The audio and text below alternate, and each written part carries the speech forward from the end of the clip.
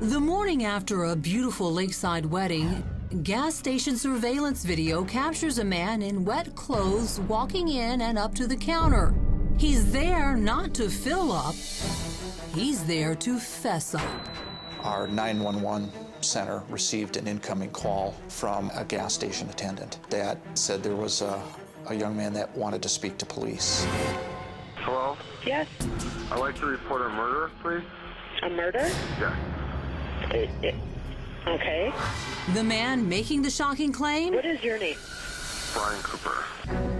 That's right, Brian Cooper, the brother of the bride. And the woman he's calling to report murdered was his date to the wedding, 21-year-old Alicia Bromfield. You know for sure that a murder occurred? Yes. Do you know if it was today that this happened? Last night. Brian Cooper was the expectant mother's supervisor at a major national retail store, and there's a reason he's so certain she's been killed. Did you witness it? Yes. You witnessed it. Okay. Do you know where her body is? In the room. Sand Bay Beach Resort, something like that. Do you know who murdered her? I did. You did. Okay. Was it an accident, or were you angry, or? It was intentional. It was intentional? No. Okay. Well, you're doing the right thing. I'm glad you called me. I'm a good person besides what I did last night. Alicia's family's gonna flip. Everyone's gonna flip. Moments later, Door County Sheriff's deputies arrive at the gas station.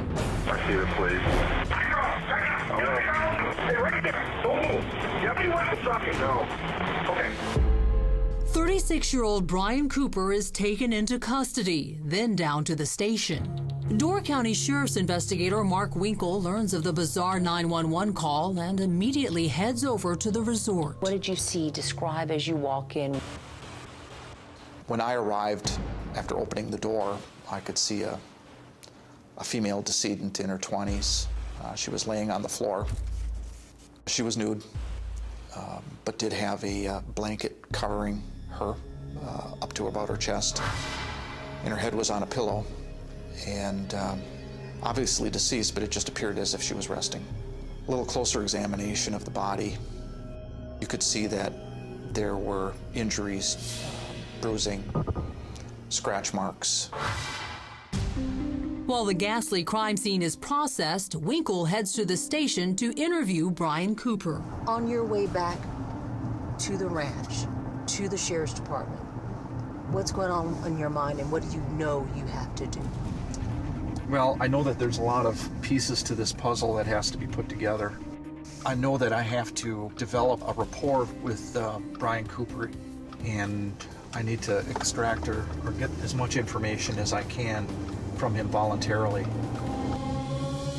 Will the confessed killer continue to talk or clam up? So what brought you up to Door County? It was sister's wedding. And that wedding was last night? The reception, yeah. And who'd you come up with? Alicia. And how do you know Alicia? We're co-workers and we're somewhat dating. Was. And she's pregnant. She pregnant with your child? Yeah. Okay. I've always wanted more, but I always was respecting her because of her pregnancy. Cooper tells Winkle how he and Alicia argued earlier in the day, and by the end of it, Alicia had had enough, informing him. There wasn't going to be like a friendship after we got back. But then, was there ever much of a friendship to begin with? Reportedly, Alicia only agreed to attend the wedding because Cooper threatened to fire her if she didn't. Alicia's best friend and one-time co-worker says she believes it based on how Brian often treated Alicia at work. It was just a lot of forcing her to do things, like go to work when she maybe had a doctor's appointment or she couldn't come in, almost demeaning who she was as a person just to make her feel bad, making her feel like this is your number one priority, you always have to be here. There was also name-calling. Alicia had told me he had called her a slut and a whore at work. Her boss. But the icing on the hostile work environment cake was what Brian was actually saying about Alicia. he's telling other people and other coworkers that this is my girlfriend and, you know, we're gonna go out on a date, and they never did. At least not until that wedding. Cooper says after the wedding and reception, they go back to the room. That's when things take a tragic turn. We got back to the hotel and she just went into the bed and I was drinking. Did she fall asleep? Yes. And what was going through your mind when she was asleep? The reality was setting in that there wasn't going to be even a friendship when we got back, which was today. And you didn't want that to happen? I didn't know. Okay. And I was debating what I was doing, and so I was doing some prepping and like thinking about her harming her. Okay. So you were doing some prepping. What kind of prepping? Well, I put some cords. I was thinking about maybe tying her up or whatever, but I didn't. So there was some cords like underneath the bed legs. There was like a cord from like a cell phone or something. I remember I got it with a plug in it.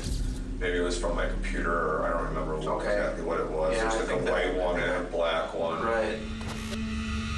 Were you thinking of tying her up or strangling her with that? No, I was thinking of like tying her legs. Tying her legs. But as she was sleeping, she was moving her legs, so then I just said, that's stupid. So when she's sleeping on the bed, where were you? I was just pacing outside and coming inside, having a cigarette, coming back inside. She's asleep. Were you getting more angry? I was. You were getting more angry? Maybe, I wouldn't call it angry, maybe frustrated. Frustrated? Hurt, feeling hurt. And then I laid in bed. And then what happened? I mean, you decided enough. And she woke up a little bit, and then I mentioned something about, because we watch this TV show that I have on DVDs, and we were planning on doing it this coming Sunday. Okay, so you asked her about maybe watching a show on Sunday, and what was her response? Like, there isn't going to be a Sunday Right. with us? Right. And was that kind of triggered. And that set the trigger. Right. Then what did you do? Then I kind of just jumped on her in Okay, bed. was she on her back? She was. Okay. And then I jumped her and she got scared. So I were got you on scared. top of her then? Yeah.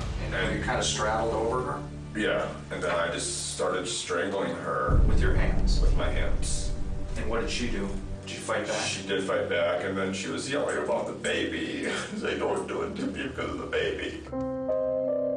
And she bit your finger? And she bit me a finger, and then we rolled off the bed. And then where she was laying, that's where it happened. How long do you think you choked her? I think it happened really fast. From the bed to the floor, maybe a couple minutes. As chilling as Cooper's confession was, it was about to get so much worse. Coming up, it didn't end with her dying. I just wanted to, like, see her naked, I guess. And a bombshell. Are there other victims? Have you ever harmed anyone else? Yes. So after she's dead, you took her clothes off, and then she's on the floor, right? Right. Okay. I just wanted to, like, see her naked, I guess. Okay. And then did you take your clothes off, or were you already? Yes. I just took my pants off.